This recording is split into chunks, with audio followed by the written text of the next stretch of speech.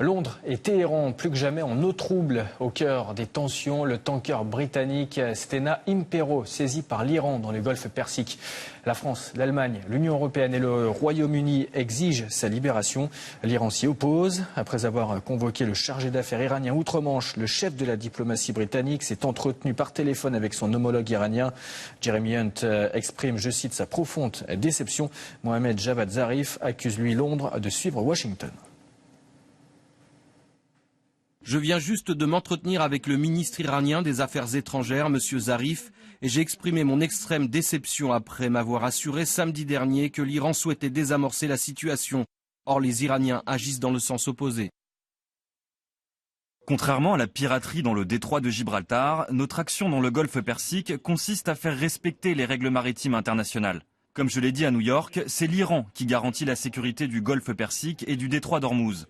Le Royaume-Uni doit cesser d'être un accessoire du terrorisme économique américain. Si le Stena Impero reste à raisonner, le Mesdar, l'autre tanker britannique intercepté dans le détroit d'Ormuz, a lui été libéré par la marine iranienne. Confirmation du propriétaire du pétrolier. La communication a été rétablie avec le navire. Le capitaine a confirmé que les gardes armés étaient partis et que le navire était libre de poursuivre sa route. Tout l'équipage est en sécurité et se porte bien. Une bataille navale dans le golfe Persique qui fait écho à celle du détroit de Gibraltar. Le tanker iranien Grace One, arraisonné par la Royal Navy le 4 juillet, restera immobilisé encore 30 jours, annoncé hier des autorités de Gibraltar. Ce navire est accusé par Londres de livrer du pétrole en Syrie en violation de l'embargo international. Téhéran dément et reproche à son tour au Royaume-Uni de se livrer à ce même commerce illégal. Des tensions navales qui s'ajoutent à un incident aérien. Washington assure avoir abattu jeudi un drone iranien dans le golfe Persique.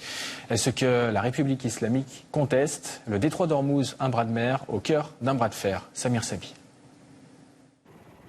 Ces images prises par les gardiens de la révolution iranienne tentent à prouver que le drone iranien supposé abattu par les Américains est indemne. Un peu plus tôt pourtant, Donald Trump affirmait le contraire. Aucun doute, nous l'avons abattu. Et bien sûr, je suis assis derrière le bureau, dans le bureau ovale. Mais John, dites-moi s'il vous plaît, John Bolton.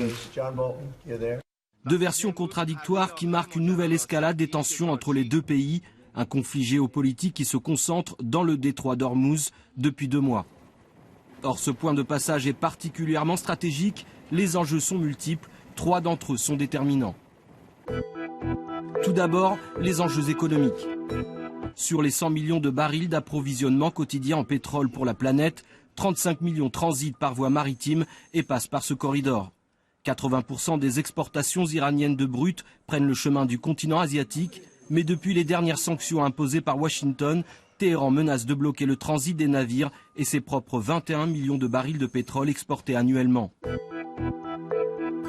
Enjeu stratégique, c'est aussi une zone d'affrontement entre l'Arabie saoudite et l'Iran qui se disputent la suprématie régionale.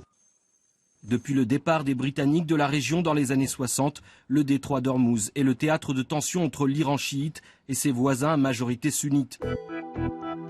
Enjeu militaire, l'Arabie saoudite compte de nombreux soutiens. Les armées des plus grandes puissances occidentales sont présentes sur son sol. Les États-Unis sont en première ligne à Bahreïn ou encore au Qatar, où 10 000 de leurs militaires y ont une base. La France n'est pas en reste, puisqu'elle est présente sur la base aérienne d'Al Drafa à Abu Dhabi. Enfin, les navires de la Royal Navy mouillent à Oman et à Bahreïn. Donald Trump souhaite ouvertement qu'une coalition contrebalance le poids de l'Iran dans la région. Il est à craindre que les provocations entre Téhéran et Washington n'en soient encore qu'à leur début.